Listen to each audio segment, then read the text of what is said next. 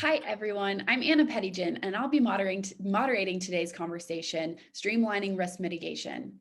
Every agency across the Department of Defense has to identify, assess, and either accept or mitigate risk in order to achieve readiness levels in support of their mission. These onerous manual tasks take up critical time defense agencies typically don't have. Integrating and automating internal control reporting programs can mean the difference between success and failure. Today, we're joined by experts in the field of IT modernization and data science to learn how they're embracing the latest innovations around defense modernization and how they're working with the latest emerging technologies in an attempt to mitigate risk and better achieve their missions. I'm sure it's going to be a great discussion, so I'm excited to welcome Nate Parker, data scientist within the Data and Decision Sciences Directorate at Army Futures Command, where he also leads the Enterprise Analytics Platform team. And we also have Cindy Stubner, who is PEGA's Senior Director and Industry Principal for Defense. Before we get started, I want to do just have a quick housekeeping, a few notes for you guys. First, I want to thank PEGA for sponsoring today's important conversation. Without them, we couldn't host programs like this, so we really appreciate their partnership on this event. We encourage you to check out the Event Resource Center located in the right side of your screen to take a closer look at some of the issues guiding our conversation today. And lastly, please feel free to share the recording of this event with those who think who might be interested post-event. We'll be sharing a link with you in your email. With that, I'd love to go ahead and get started by having each of our panelists provide a brief introduction of themselves and an overview of their current role. So Cindy, let's get started with you. Sure, thank you, Anna. As you said, I'm Cindy Stubner. I'm an industry principal at PEGA Systems, and I focus on identifying ways PEGA can help defense customers improve their business and mission operations with our low-code intelligent automation platform. One of the most significant improvements that I've seen in my time at PEGA has been when organizations use our platform to insert and enable automation to improve operations and provide better access to data. This allows agencies to make data-driven decisions faster and with more confidence, and that reduces the risk to their mission. Automation can also be applied to risk management itself. We've helped many organizations automate how they measure or assess risk, giving them broader and improved access to their operations. With that improved visibility, they can identify issues quicker and resolve them quicker, improving their overall risk posture. So I'm really looking forward to this discussing this topic further.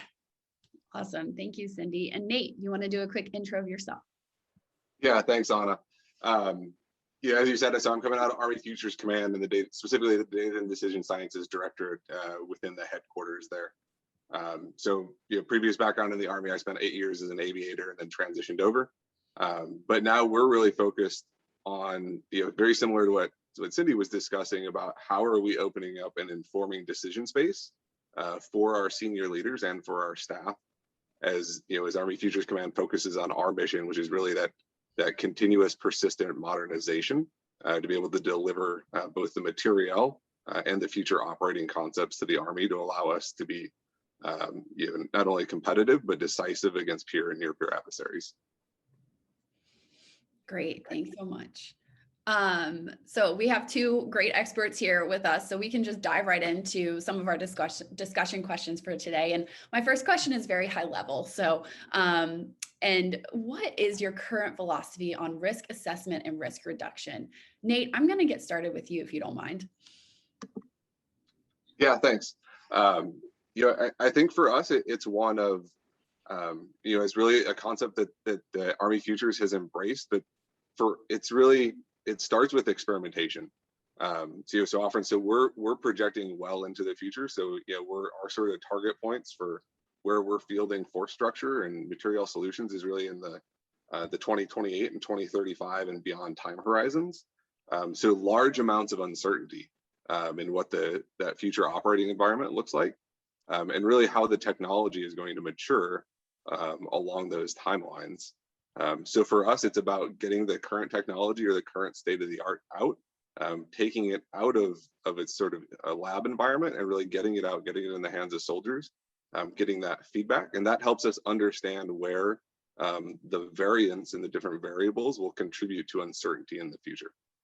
So it's kind of, I think it's really, for us, you can't reduce what you haven't assessed.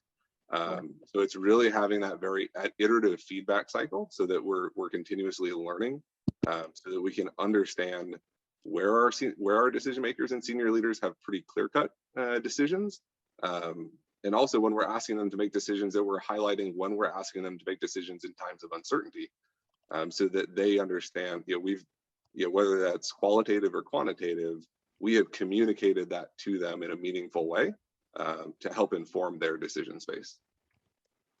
Really interesting, and definitely a different position to be in, I think, and just interesting for our audience today. Cindy, do you have a kind of a general philosophy from the PEGA side? Yeah, so I mean, I think, it's interesting because there's been so much focus on data, and there will continue to be more focus on data. I mean, I forget the metrics, but the volume of data increases at some odd, amazing exponential rate every single day. And we've got so much data out there to leverage. But the question, a lot of the issues around that data are whether that data is protected and secure, obviously, but also how accurate it is and therefore how usable it is. At PEGA, one of the things we do is we focus on helping organizations use technology to improve their operations, right? Because a lot of what that data represents is based in the core of operations to begin with. Operational data, information about how things are running, where they're not working, things of that sort. But having access to that data becomes increasingly complicated because the systems grow, they get bigger. Some of them are older, some of them are newer. Access and interrelationships are very, very complicated. The Department of Defense has labeled data a strategic asset, and I think that's true for any organization. It doesn't matter whether you're a commercial company or whether you're governmental, your data is critical to what you're doing today and in the future. So managing the data and keeping it secure, but also managing it so you keep it as accurate and therefore as usable as possible is important, right? Otherwise, you can't make any informed decision. So for the Department of Defense, if they're planning a training mission, as an example, there's literally thousands of variables that are involved in that. Data about the equipment, as an example, what type, how much, what parts are near failure, are there replacement parts available, will they be needed in theater, how will they get there? And the same goes for every element that's involved in that planning, whether it's people, location goals, whatever it may be. If any of that data is inaccurate, it could impact that mission, and that impact could be significant. It may be minor, and the department does a really good job in their training to make sure that there's always a backup, there's always an alternative way to approach things. But that data, if it is inaccurate, ultimately they're making decisions based upon that, and that could negatively impact what's happening. So reducing that means reducing risk, right? But enabling better access to data that's more accurate is reducing the risk that that mission goes awry. I won't say fails because that's really not an option, but if it goes awry, it goes left, it goes right, and how you plan for that is very important. Reducing how often it goes awry is what's critical. So accuracy is important, but also identifying where those issues lie, where the critical points are, or where the weak points are in that data is important in order to mitigate and eliminate them as fast as possible. So technology, and specifically automation, can provide tremendous amounts of improvements in access as well as accuracy. And I think it should be leveraged as much as possible, understanding where its capabilities lie and where its limitations are as well. Great, thank you. So obviously COVID over the past, over a year and a half at this point has thrown a lot of wrenches into planning and mitigation and pretty much everything. So I want to start with Nate here, just from your organization's perspective. How would you describe Army Futures Command, the ability to manage operational risk prior to COVID-19, and what were the types of threats that you were most concerned about then? Yeah, it was definitely a very strange time, particularly coming out of a military organization, right? On our operational side, sort of the true operational side of the Army, which most people think of soldiers in formation and tanks and helicopters. For those, and for most of my career, like the start of the day is 5:30 and it's everybody in a formation, getting ready to go do PT together. So it's a high touch and a high visibility, and you see your soldiers, you account for everybody, where everybody's at. But at the same time, as the Army has trained, through our solid NCO Corps and our officers, it's also trust and distributed leadership. So that was probably one of the assets that we knew was there. We see it when we're out on operations all the time. you can give your squad leader, your platoon leader, mission specific orders, and then allow them to go execute without a lot of direct oversight. So I think we really fell back on that, and as COVID-19 came over and we were really forced to go to, on the institutional side, we were forced to go to distributed operations. Normally, and for anybody that's worked, DoD, it's, if you're not in formation, then it's a lot of, on our institutional side, we were all in very traditional office settings. Everybody was in it, we tend to be early. So everybody was in the office, 7:30, ready to go. And then, we're all there very face to face. So, but again, it's as an organization, we're just used to, we've got leaders and subordinates that are used to pivoting very quickly. So we pivoted, we remember the first 2 weeks, a lot of us probably not it was the right answer to get the mission done, but we were running meetings on our individual WebEx accounts, throwing up, people were throwing up Mattermost servers on, on their own sort of AWS subscriptions, just so we could get our own stuff up and running. But then you saw the department pivot very quickly as a whole of DoD in partnership with Microsoft, and be able to deliver what was the CVR environment for Microsoft Teams, and really allowed us to have that platform to come back together. And we know, senior leaders have discussed publicly, they knew that they were assuming risk on security, but it was the risk that had to be done so that we could continue to operate. And then, that was an acknowledged and known risk that was also then driving the DoD to continue to partner with industry to figure out how they, as quickly as possible, fielded an instance of Teams. And really, Office 365 for us was the identified solution, but really fielded that in an environment where we were back running in compliance with all of the security requirements that are required for us to be able to do our jobs. So I think a lot of it goes back to even the previous discussion there about, you have to identify risks, you have to assess sort of the interdependencies between them, and then at the end of the day, it's up to commanders and leaders to be able to make those decisions. So yeah, so in some ways it was a massive change for us, and in other ways, it was a lot of just continuing as usual. Sure. And Cindy, did you see any other risks or threats with the folks that you work with and in DoD that might be useful for the audience to hear pre-COVID, and if anything has changed since? Yeah, actually, it was very interesting. I think, if you want to try to look at what was positive that came out of COVID, pre-COVID, working across, this is very true in the tech industry, but it's also true, especially when you're working with government customers, that a lot of what you need to do is face-to-face at least part of the time, simply because there's a relationship that's necessary. And Nate mentioned trust, and I'm glad he did, because trust is really critical, whether it's in a chain of command or whether it's in a relationship between business and government, or relationships within business and business, right? So the more that you know what you are doing and you know the people you're working with, the increased level of trust you have. That's easier to build, I think, when you're in person. And so, we were very accustomed to operating a certain way. And so there was no need to go ahead and get on Zoom or get on Teams or whatever the platform might be nearly as often, because we had the ability to get together whenever we needed to. Well, then all of a sudden that changed, right? And we saw with the government, it took a little while for us to figure out what's the best virtual way to engage with the government, because as Nate said, they all had, they flipped the switch and everybody was home, and they still needed to get the job done. And so, you knew that maybe the technology platform, the video technology platform you were using wasn't as secure as you would have liked because you weren't prepared for it before, but you got to use it. You use it until you can find something that's better. And so we saw this transition happen, and it was happening internally at our company as well, and other companies we work with and collaborate with. We also were trying to figure out, how do you work this collaboration and build this level of trust when you're not in person? And that was a lot harder. It took a lot more time. And, we went through this curve where all of a sudden, you have 3 and 4 different meetings at the same time. You're booked all day long and you're not even walking away from your screen. You realize, oh my gosh, it's dark out. And when I started, it was dark out, right? 5:30 a.m. to 6:30, 6 p.m. and it's dark. And everybody had to go through this pivot of, That's not necessarily any more efficient. In fact, it's less efficient and certainly less effective. I'm not building relationships here. People can't pay attention. They can't focus.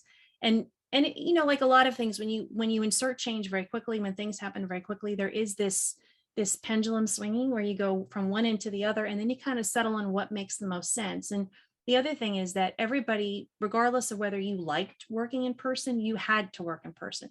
Now you're sitting at home. So the tables turn for people that would have preferred to be in person. They had to now adjust to a different way of working. And so, you know, it was interesting because I think we all learned a lot about that. And in the process, not only about the technology and the technology we can trust, as well as the technology we're not so comfortable with, not only from a, does it work properly, but is it secure?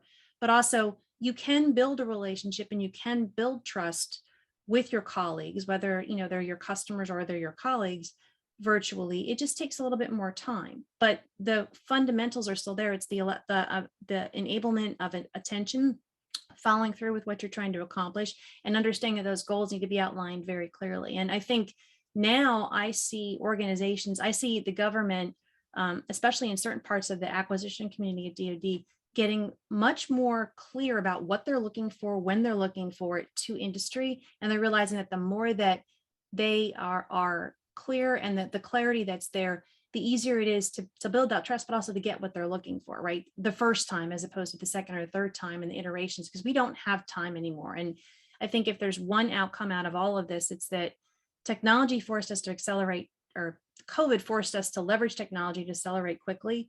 We're a lot more comfortable with that. That's great. Now we want to see what else we can do, right? So now the demands are even higher, as are the expectations. So it was very interesting, but I think, you know, as somebody who always tries to focus on the positive, and it's been a tough 18, 24 months, and I don't think we're out of it yet. But there's a lot more I think we can do. And now that everyone has seen that potential and that capacity, the pressure's on to demonstrate even more value out of what we can do.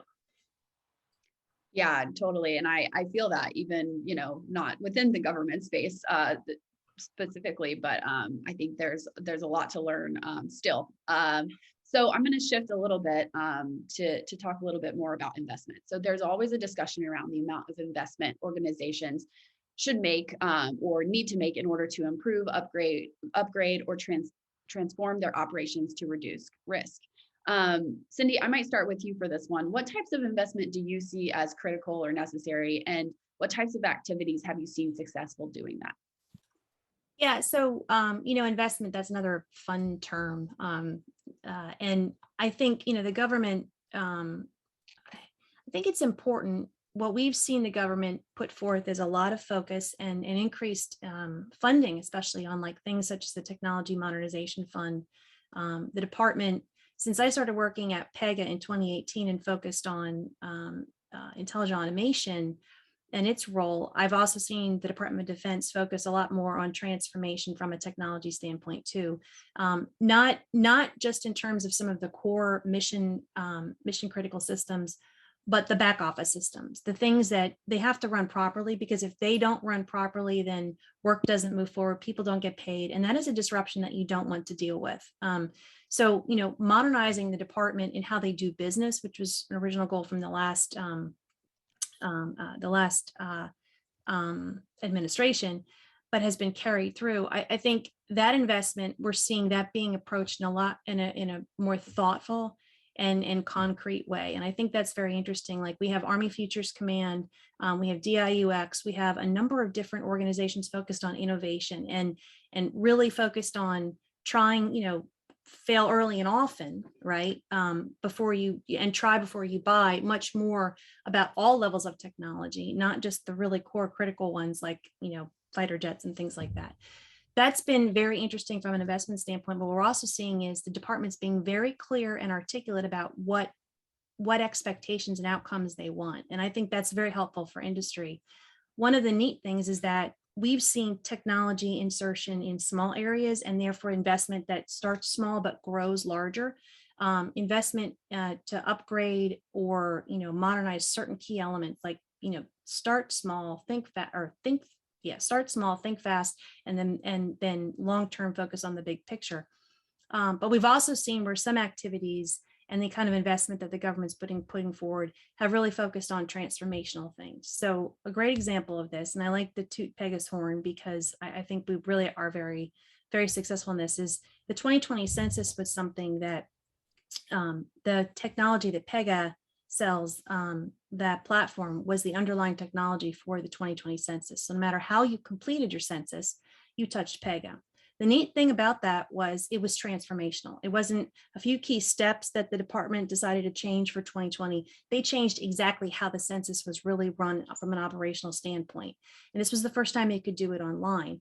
And thank goodness we did it, because in the midst of all that, we had COVID coming out. So being able to do your census online was even more critical for a lot of people who couldn't leave home or couldn't circulate, couldn't let an enumerator come to their door and answer because it was dangerous. So that kind of technology and the investment that went forth produced amazing outcomes. Now, how you articulate and turn that around and see that in other areas of the government, we're seeing a lot of that in Futures Command, where Nate is doing a great job of identifying those kinds of areas for investment, allocating those dollars, but also being very specific about what they're looking for, when they're looking for it. And that gives us in industry the milestones that are necessary to really help achieve and drive the success that the government is looking for. So I think investment is producing higher level returns now for the government than you would have seen 3 or 4 years ago. And I think we're on a trajectory that is taking off to an exponential level, which is very exciting, because it's important to get as much as you can for the dollar spent, no matter where you are, but it's especially true, and the department takes that very seriously. So I'm very excited to see how the investment is being focused. Great. Nate, do you want to follow up there? Yeah, absolutely. And I think just to continue on the points that Cindy was making, so a lot of as Army Futures Command stood up, for the Army, that was just our existence was transformational change. And it was really that acknowledgement of that tension between sustainment and modernization. So obviously, as an Army, like, we have to continue to deliver a force structure to the combatant commanders to be able to provide defense for the nation. But at the same time, we've got a limited resource budget, and we know, coming out of 2 decades of a global war on terror, counterinsurgency, and counterterrorism operations, we had to pivot to now really refocus on peer and near peer adversaries, and identifying that there was a gap, that we had sort of missed a window of investment in those modernization efforts. So that really required us to relook a lot of almost our business model. Before, it was we would go through the capabilities gaps, the requirement development, go through the S&T maturation process sort of internally, and then go over to the acquisition side, have a very prescriptive requirement, send that out to industry, and then sort of wait for them to give us the thing back. As opposed to now, it's really, it's adoption of Agile-esque principles, throughout that entire process. So it's about getting soldiers at all echelons involved, or even early in the concept development, and understanding, sort of getting these younger generations of soldiers in, and how they're thinking about technology, how they're thinking about technology on weapons platforms, to start to help us shape even just the ideation of what is a user interface on a next generation ground combat vehicle look like. Like, are we still on steering wheels and stick shifts, or has this design paradigm completely changed?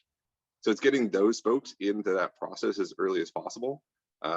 It's a lot of continuous experimentation, again, with that customer-centric design of really having soldiers involved, and not, and really soldiers that are fresh out of formation. So now each of our cross-functional teams has a habitual direct relationship with a unit.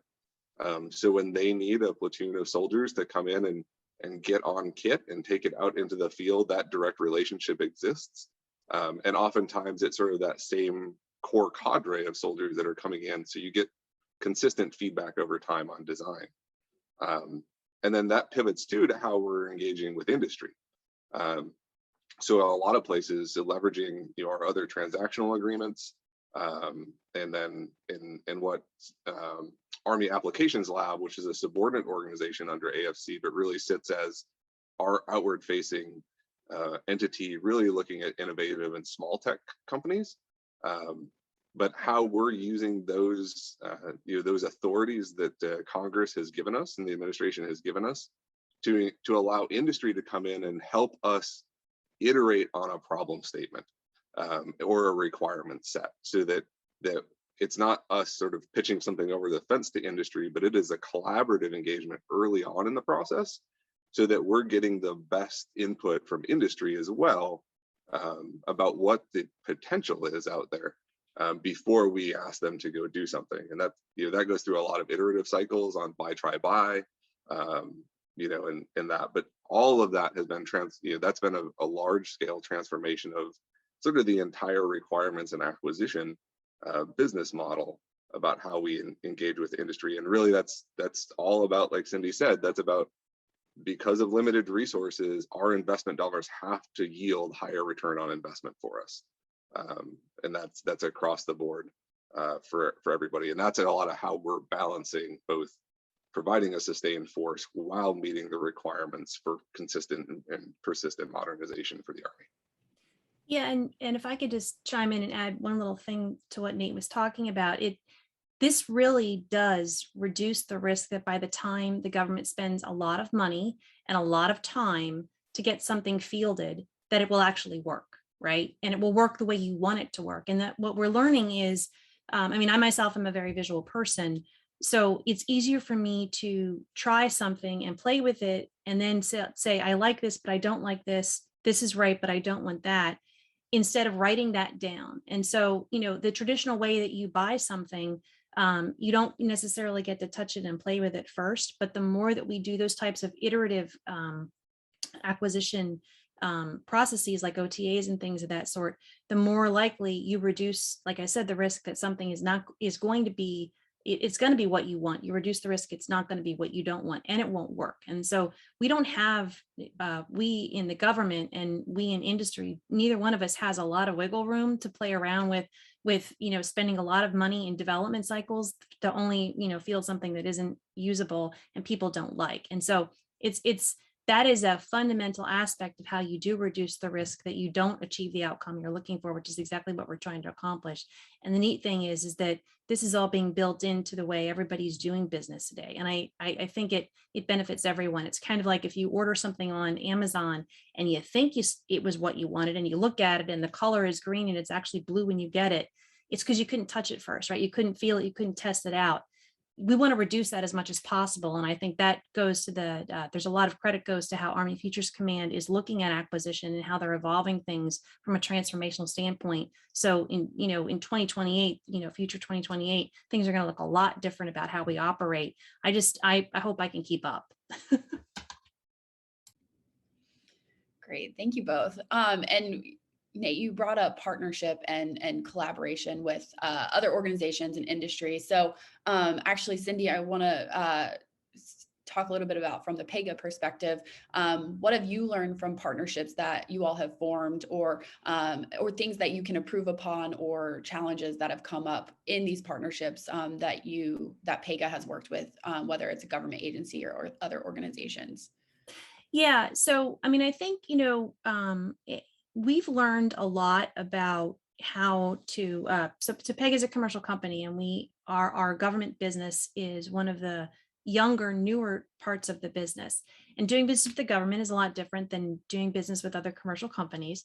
But one of the things that we've learned that is a good time to be learning this, is the government is evolving how they do business with industry in general, is that collaboration is really important in building the trust to make sure that you both understand what you're talking about, but that you also deliver what is expected on time or earlier and under budget, if you can, but at least at budget. And it is what people want, right? It's what they expected. It's what they want. It's what jazzes them about their roles or their capabilities. And so one of the things that we do at PEGA when we're working with a customer to try and build a new set of capabilities is it's called a Catalyst workshop, and it's our version of design thinking, because our platform is a process. It's about intelligent automation, automating processes across the board, but automating what you currently do, even if it's manual, isn't really giving you progress. That's like being on a treadmill. What you want to do is create a new process that is automated, that gets you from point A to point B, or accomplishes what you're looking for as fast and as accurately and effectively as possible, right?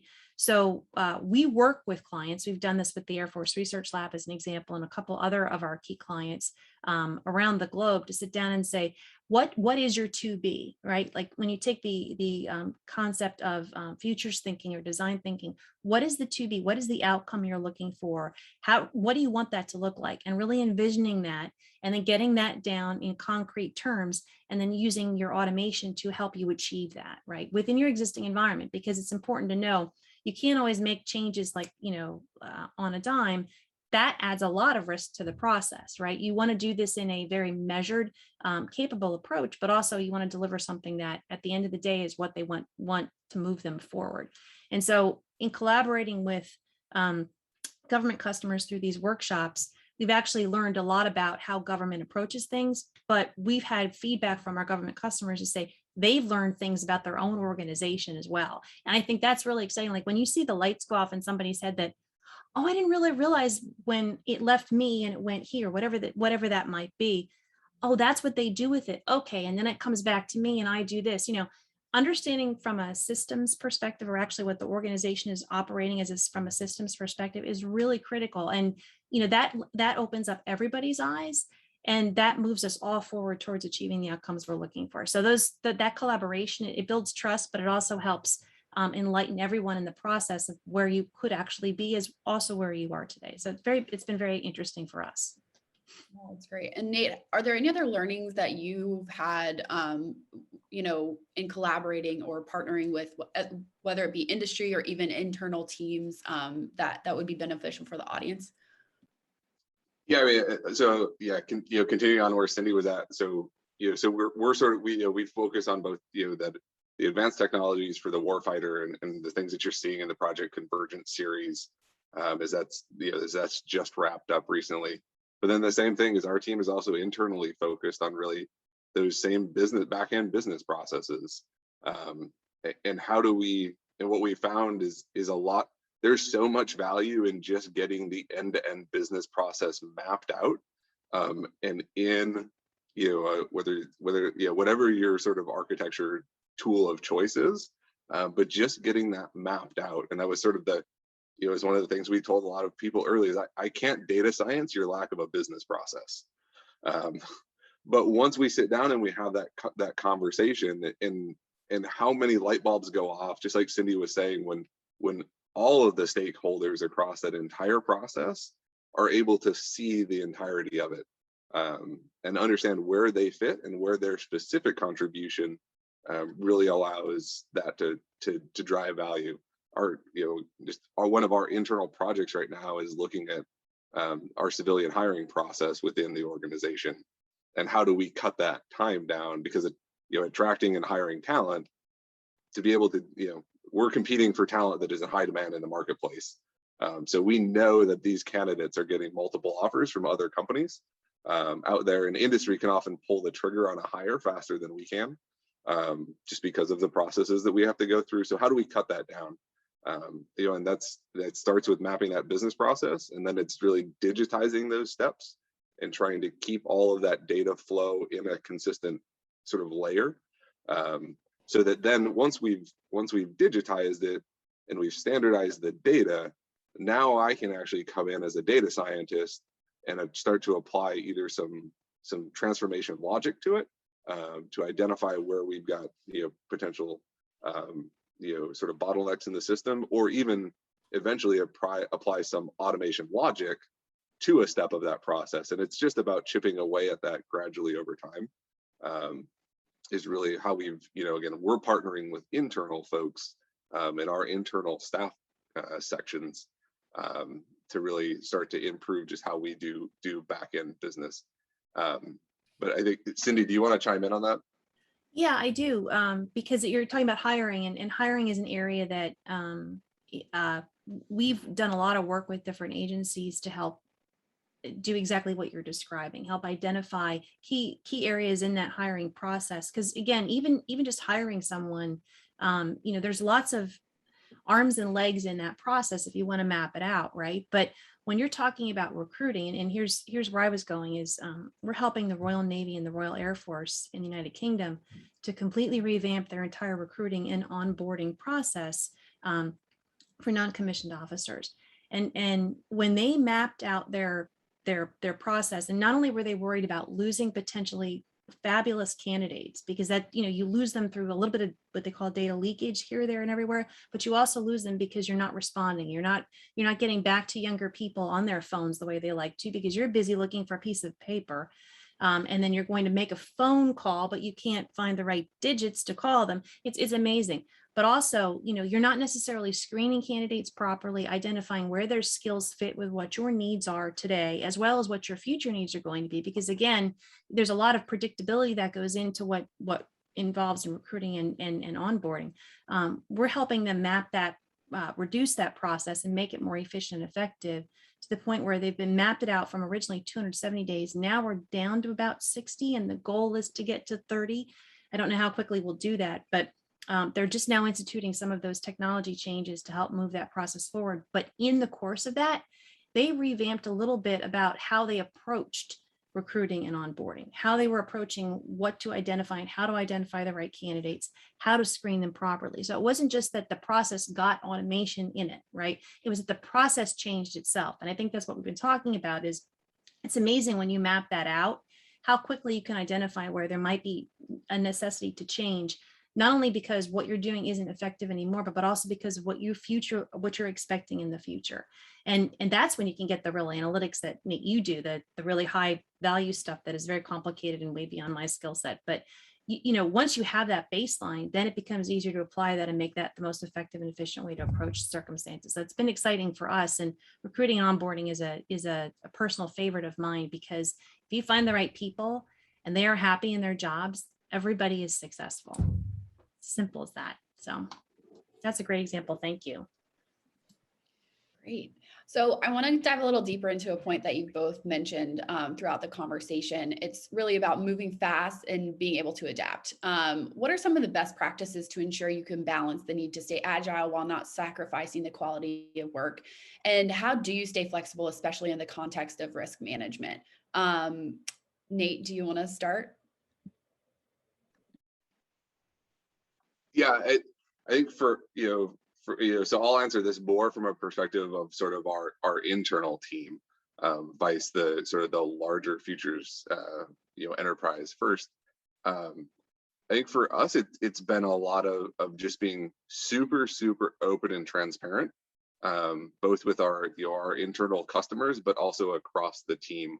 As we go through the cycle of how do we put metrics around stuff, to be able to assess how we're delivering value to the organization, but just being really very open and transparent, so that everybody on the team has the ability to identify where we might be missing something, or where we could improve a process. It's going back to sort of the agile principles. It's being ruthlessly honest in our retrospectives. And just being able to, across the board, it doesn't matter who it is. And again, that's sort of an aspect of Futures Command too, of we came in with a, counter to the culture of the operational army, which the traditional rank hierarchy fits the operational army very well, and that was developed over, years and centuries of sort of military development.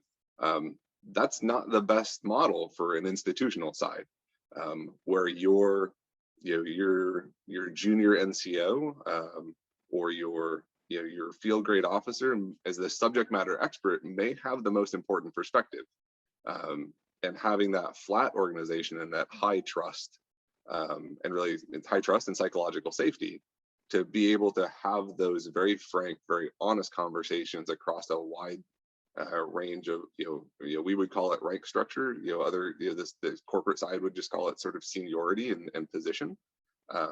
But just being able to have those conversations has really helped us reduce risk and be able to deliver customer value more effectively. Great, thanks. And Cindy, do you have anything, any follow-up or other recommendations for agencies as they're looking to remain agile and flexible in the context of risk mitigation and management? I kind of want to echo a little bit about what Nate was saying, because I think, again, one of the biggest challenges that the agencies face, and this is very true across the Department of Defense. I heard General Perna say this at an event, we want to be able to see ourselves. And I thought it was a really great, succinct way, which was this kind of his style, to describe what the circumstances are that you're trying to accomplish. These agencies are so large and their missions are so complicated that they don't have visibility into actually how, where everything is, or what they, how at any point in time, right? And so being able to see yourself, to get to what Nate was saying about that clear set of actually honest facts about what's going on, how things are operating, and therefore how you can reduce risk or improve circumstances so that you become more effective and more efficient, I think is really important. It's true in any corporate environment as well. I mean, quite honestly, any corporation that's more than, 300-400 people is very difficult to understand, press a button and see exactly what's going on at any point in time from a technological standpoint. But you want to be able to make sure that what you're looking at, what is representing your organization, is as accurate and as comprehensive as possible. And so that will lead to a reduction in the risk that you won't be able to accomplish, or your outcomes won't be what you're looking for. So I think the more that you can leverage technology, and I did say this earlier on, I think technology has a lot to offer, especially automation, especially artificial intelligence, in enabling a better sense, a better ability to see yourself, right? No matter what organization you are, as long as that's leveraged and inserted appropriately and with thoughtfulness, as well as an understanding of where the limitations might be. That's going to reduce risk. It's going to reduce the ability, it's going to improve the ability of organizations to accomplish things faster, but reduce the risk that there's going to be that that mission that goes left or goes awry, or that data isn't exactly what you were looking for, and therefore it's not going to inform exactly what you're hoping it does inform. So I think there's a place for technology to help with this, and the department is adopting that all over the place. We're seeing a lot of interest in a lot of different areas that previously you wouldn't necessarily have thought. But I think that the key thing to remember is that there's layers and layers, and there are going to be more layers and layers that have to be peeled back or revealed before we really can actually say we definitely can see ourselves. But as long as that is the goal, I think we're going to get there. Great. And you teed up my next question very nicely. I want to talk a little bit more about the technologies that agencies are using, specifically data analysis, artificial intelligence, and machine learning. Nate, could you share a little bit about how Army Futures Command might be leveraging these to inform decision-making around risk mitigation?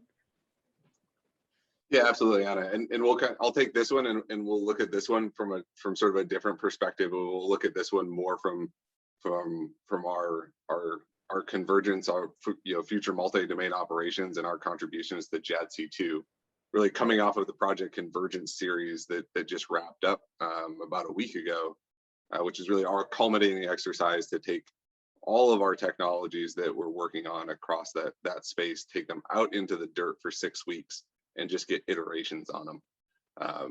But really what we're doing, so that it's, we're a lot of those new technologies that we're taking out in that space have an AI or ML component to them. And a lot of what that is we know the future battle space is going to be so saturated with different sensing platforms that both the volume and velocity of data that's coming into, and that doesn't matter if that is a squad leader leading 9 soldiers out on a battlefield, that's a company commander, a battalion commander, or theater commanders.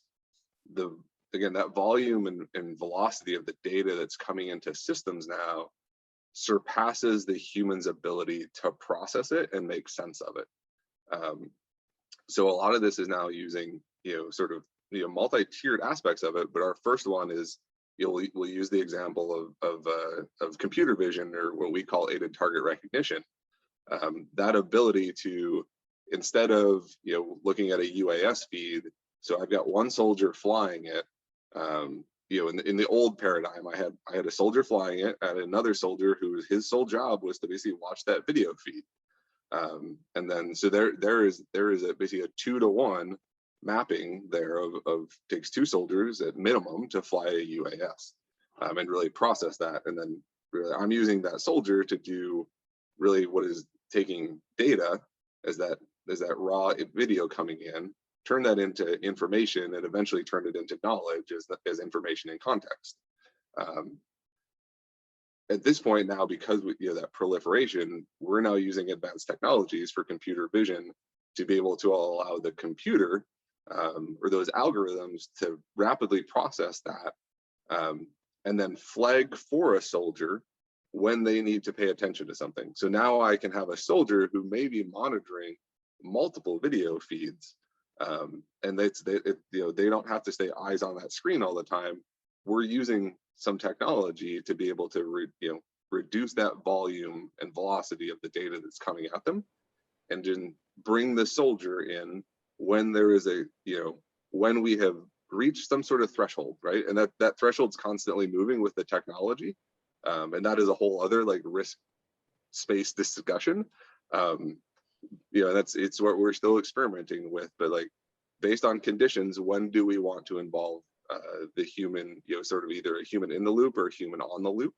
And then that continues to cascade back into, so now I have this plethora of sensors that is pushing data back, and now we're looking at more advanced sort of AI ML technologies of how am I now fusing all of that data that's coming back in to, again, take data, turn it into information, and eventually knowledge, because knowledge is what I present to a decision maker, because that information in context that it allows them to take their domain expertise and experience, and now we actually at that point we now have wisdom in sort of the knowledge management framework.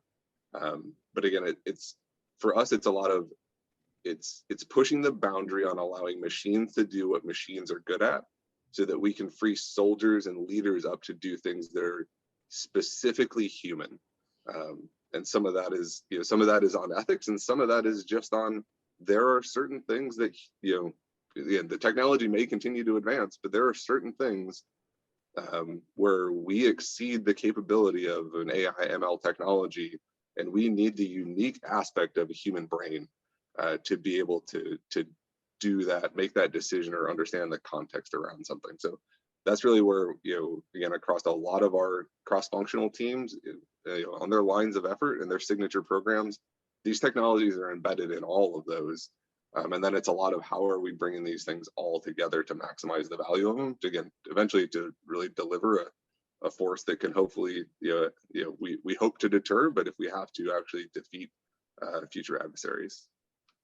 That's really interesting. Thanks for sharing those examples, especially. And Cindy, do you have any recommendations or things that you would note for agencies looking to adopt or utilize some of these technologies? Any follow-up there? Yeah, I would. I really appreciated Nate's examples. There's a lot, there's a lot of swirl right now about AI, and there's ethics involved, and where is the human in the loop. And one of the interesting things about the technology that Pega uses for artificial intelligence is that we have something called an R factor, which really allows you to determine how much the human is in the loop in those decisions, because there are things that are inherently human that need to be factored in. And that's true even if you're talking about recruiting data. Life situations involve one level, but there's human in the loop that needs to be in the loop for a lot of things. And the AI world is still sorting through some of that. So it's very interesting to see what Army Futures Command is doing there. I also think that what's most important is to be thoughtful when you're looking at technology and how to insert it for automation no matter what. And it goes back to a little bit what I described earlier. Automating a manual process for the sake of automation is staying on that treadmill. You're not getting further along, right? Especially if the process is not effective and it's bad, or it's bad. Automation can be very valuable and help us accelerate, leapfrog to where we need to be from an outcome standpoint, if it's applied thoughtfully. And there you, again, you're bringing the human back into the loop. And I think, we can't, we're never going to automate everything. At least not in my lifetime. I wouldn't want to live in an automated world like that. And there's plenty of automation that should have been leveraged a long time ago. So we have a long way to go. But I think, working with vendors, companies like ours who want to focus on making sure that you're automating what's necessary to automate, but that you're doing it in a thoughtful manner, you're doing it with the right kind of outcomes in mind. You're leveraging that R factor where necessary. I think that's what's going to make the technology that we are fielding, and the technology that the Department of Defense is looking to acquire and leverage, is going to make it that much more effective as well as efficient. But most importantly, it's going to be technology that's going to sustain them for a long period of time. It's going to get them to the future outcomes that they're looking for. So, don't discount the human in the loop, I guess, is the short answer. But most importantly, make sure that, what you're doing from a technology standpoint is thoughtful and is being applied in the best manner to achieve the outcome. So never forget that outcome that's in mind. Great, thank you. Thanks, Cindy. If we could, I'll jump on that. It's another critical thing is we've looked at both the development but also the adoption of these technologies. And back to the things like having that R factor built in. For Futures Command, part of what we've identified, and this is in partnership with TRADOC, is really the Army's proponent for training and development of the future force. But what we're looking at too is what do we have to bake in to our training and our professional military systems so that the future users of these technologies really understand and have deep trust in the systems. It's one thing to be able to throw in, we can do it on the science and technology and experimentation side. It is one thing to throw an aided target recognition algorithm onto a UAV, chuck it out there and have it identify targets for you. It's a whole other idea and concept when I take that and actually put that into a force. And I'm now asking a leader who is, he's used to having the additional contextual awareness that comes in when he hears a soldier calling in a spot report on a radio, and I can read context in the intonation of that soldier's voice. I know I've been through training iterations with that soldier. I have that deep trust that is that human to human trust. But how do we back that out?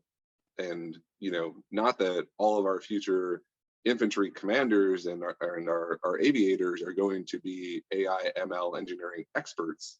But what is the training that we have to bake into our professional military systems so that when we ask them to use this technology, they understand what's behind it. And when I present something like an R factor to them and tell them, hey, this is your dial that you're moving, and this is how it's going to change things for you, that they are intelligent users and consumers of that. And then also what we've gone to is to sort of two primary initiatives under Army Futures Command is really Army Futures, the software factory, where we are training, we're bringing soldiers in from all MOSs and all ranks and bringing them in and really making them into full development teams. So that eventually we, at the forward edge, we will have soldiers out there that are able to deliver software technologies back to commanders to be able to solve problems at the edge. And then the Army Artificial Intelligence Center up in Pittsburgh, in their partnership with CMU, really looking at how we train those future AI ML engineers, the data scientists that back them up, and then the whole ecosystem around them, so that we are building our own future practitioners.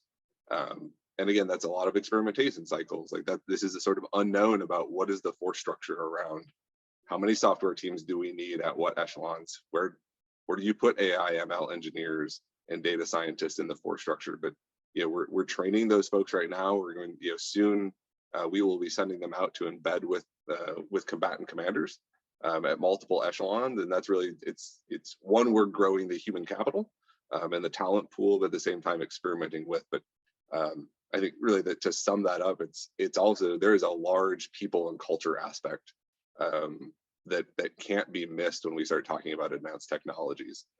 That's really, we've identified that as sort of a critical challenge to address, as well as, besides just the super, from the nerd side, right? It's fun just to sit there and play with the technology, but we also have to look at the people both that are going to do it for us in the future, and those that are going to use that.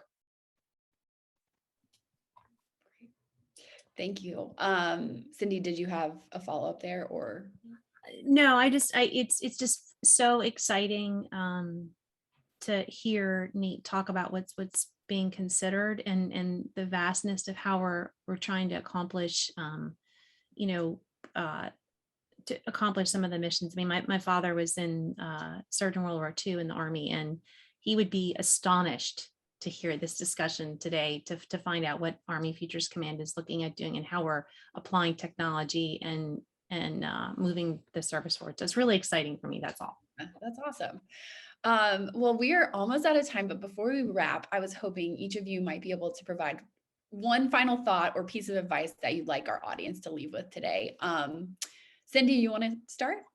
Yeah, sure. I mean, this has been a great conversation, and we've tapped onto a lot of different areas, but I think one of the things to consider, again, I am so encouraged by how the department is approaching technology today and keeping it in mind, in terms of transformation, both from a business process standpoint, but also from, mission ready and core operations. And I think that people like to describe, or people do describe the department as being very risk averse. And I think, once you understand the mission, you understand why that moniker applies. But there's so much that can be approached in terms of managing and mitigating that risk while leveraging the technology, as we've discussed. I think that there's a great deal more we can accomplish, even as budgets are going to be challenged, and it's always hard finding people, and there's going to eventually be that retirement wave. I think we need to focus the core areas on what kind of outcomes we're looking at, both now and in the future, and make sure that the technology is being applied thoughtfully, but also with the concept of reducing and mitigating the risk where you can, but most importantly, achieving the outcomes you're trying to accomplish as fast as possible. So I'm just so excited and encouraged by what the department's been doing these days. And being a technologist here at PEGA, I'm just so excited to be part of the journey and want to help any way I can. Great. Nate, any final thoughts? Yeah, no, it's been a great conversation. So thanks, Anna, for having us on, and Cindy for your contributions today. I think a lot of it, just as we've talked, the thing that came up in my mind, it's really about those innovative approaches to how we're engaging with industry. And so just want to leave with Army Applications Lab and the work that Jay Wisham is doing over there with his team. They've sort of taken that innovative approach a step further with their cohort model as they're addressing problems. So really that ability, so they'll start with a a 2 to 3 sentence problem statement, and then they'll bring in an initial, oftentimes they're bringing in, up to 12 to 15 small innovative tech companies that have different aspects of a potential solution. And first, all those companies will come together and they'll work for 2 to 3 weeks to really refine that problem statement and some loose requirements underneath it. But then using, sort of a pivot on the traditional SIBR and SDTR model, they're now, as they go into that next phase, those, they'll downscope that on the company side. They're often carrying forward 6 to 8 different companies at that stage. But those companies are now all operating in a cohort to be able to deliver an outcome.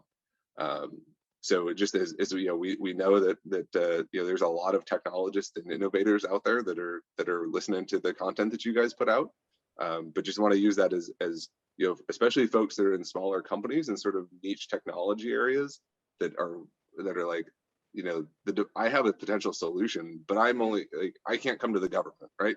Like, I solve this problem and the government's asking for solutions to these problems, that there is an entry point for you into the Futures Command ecosystem through AAL, to be able to come in and say, look, I can solve this specific part of a problem, and understand that we are helping put the team together around you, so that we put those cohorts together to eventually deliver an outcome there. But we want to be as open to those small innovators and small and technologists out there that are really going to help us solve the major problems coming up that we continue to face in the technology space. So again, that's just a great entry point for folks that are looking for it. Great. Well, Nate and Cindy, thank you both so much for joining us today. This has been such a fascinating discussion, and you both provided amazing insights and use cases that I think will be really beneficial for our listeners. And also, I do want to thank our audience for tuning into today's program. We really appreciate you taking the time during your busy schedules to join us.